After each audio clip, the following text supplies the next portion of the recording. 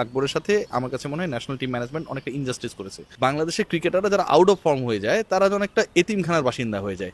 মানে এই টিমটা আসলে কতটা দুর্দান্ত। এটা অসাধারণ একটা দল, এবং এই দলে সবচেয়ে বড় জায়গা যেটা সেটা হচ্ছে কনসিস্টেন্ট ক্রিকেট খেলেছে, চাপে পড়েছে, চাপ থেকে বের হয়েছে, ফলে পারফর্মার রয়েছে। পেস বোলিং ডিপার্টমেন্ট বলেন, স্পিন ডিপার্টমেন্ট বলেন, রিপন মন্ডলের কথা বলেন, রাকিবুলের কথা বলেন, সোহানের কথা বলেন, অল থ্রু আমার কাছে মনে হয়েছে যখন যে জায়গাটায় ক্লিক করা দরকার ছিল বাংলাদেশের ক্রিকেটাররা সেটা করেছে। ন্যাশনাল টিমে অনেক ক্ষেত্রে আপনি ঘাটতি পাবেন, আমার কাছে মনে হয় এই টিমের ডেপথ রয়েছে, ডেডিকেশন রয়েছে, ড্রিম রয়েছে। অনেকে বলে যে বাংলাদেশ দল যদি চ্যাম্পিয়ন হয় কখনো, মানে কোনো বড় টুর্নামেন্ট আকবরের নেতৃত্বে হবে না, আপনার কি মনে হয় নাকি আকবরের ওই অ্যাবিলিটি আছে?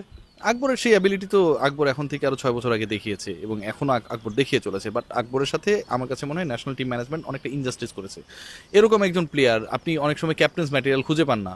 বাংলাদেশের ক্যাপ্টেন্সি নিয়ে যে সার্কাসটা হয়, মেহেদী হাসান মিরাজ, নাজমুল হোসেন শান্ত, কারে দিবেন, কি করবেন, লিটন কুমার দাস, একটা ভজগড় অবস্থা, গ্যাঞ্জাম এখনো। সো ওই জায়গাটা আপনার একজন captain material, world cup champion করেছে, সেই ছেলেটাকে নার্চার করার দায়িত্বটা বিসিবির ছিল। কেউ যদি আউট অফ ফর্ম হয়, আউট অফ ফোকাস হয়, তাকে তো আপনি ফোকাস এবং ফর্মে আনবেন। এ কারণেই তো আপনি গার্ডিয়ান, রাইট?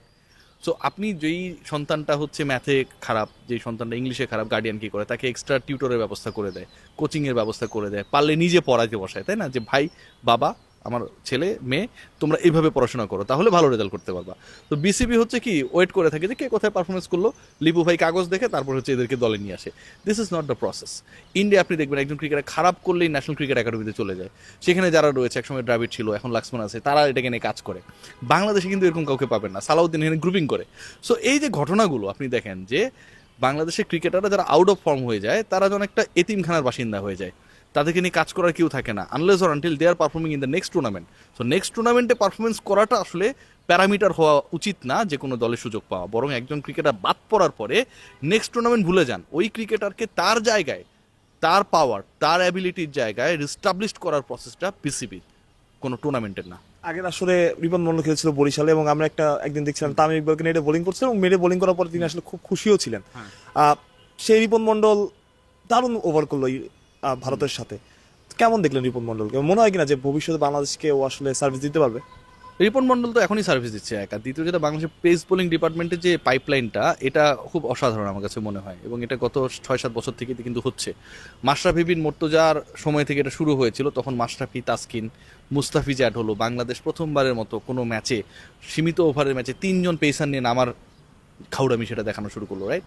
মাশরাফি ক্যাপ্টেন ছিল। তারপর থেকে কিন্তু আপনি খেয়াল করে দেখবেন আরও অসংখ্য ক্রিকেটার, অসংখ্য পেসার কিন্তু এই লাইন আপে অ্যাড হয়েছে।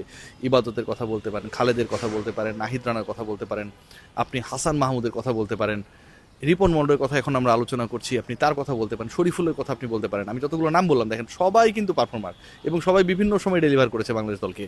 সো এই যে একটা লাইন আপ, এই যে একটা ব্যাকআপ বেঞ্চ শক্তিশালী হওয়া, এটা কিন্তু ওই সময়টা থেকে, মাশরাফি বিন মুর্তজা 2015 থেকে কিন্তু শুরু হয়েছিল, গত 1 দশকে কিন্তু এটা চলছে, এবং সেই প্রসেসের একটা অংশ আমার কাছে মনে হয় রিপন মন্ডল। আরেকটা ব্যাপার আমি আপনাকে বলি, যখন কোনো একটা পার্টিকুলার জায়গায় ক্রিকেটাররা ভালো করে, ধরেন ইন্ডিয়া আইপিএল হয়, সবাই হিটার, সবাই বড় বড় ছয় মারতে পারে, অ্যাবিলিটি, মানে কি বলবো, অন্য লেভেলে, অন্য যে কোনো দেশের তুলনায় সবার মধ্যে কিন্তু ওই টার্গেটটা তৈরি হয় যে আমি সূর্যবংশী হতে চাই, হ্যাঁ, আমি হচ্ছি অভিষেক শর্মা হতে চাই, রাইট? তো বাংলাদেশেও কিন্তু আসলে মাশরাফিদের ওই সময়টায়, তাসকিন, মাশরাফি, মুস্তাফি যখন শুরু করেছিল, সবার মধ্যে 10 বছর আগের যে ছেলেটার বয়স ছিল হচ্ছে 10 বছর, সে এখন 20 বছরের তরুণরা, তার মধ্যে বা তাদের মধ্যে কিন্তু ওই জিলটা কাজ করতো যে না, আমি পেসার হতে চাই, I want to be like Taskin ভাই, I want to be like Mustafiz. So আমার কাছে মনে হয় যে কোনো একটা ভালো কিছু তৈরি করার জন্য একটা ভালো ট্র্যাক রেকর্ড দরকার, যেটা বাংলাদেশ 10 বছর আগে তৈরি করেছিল under the captaincy leadership of Mashrafe.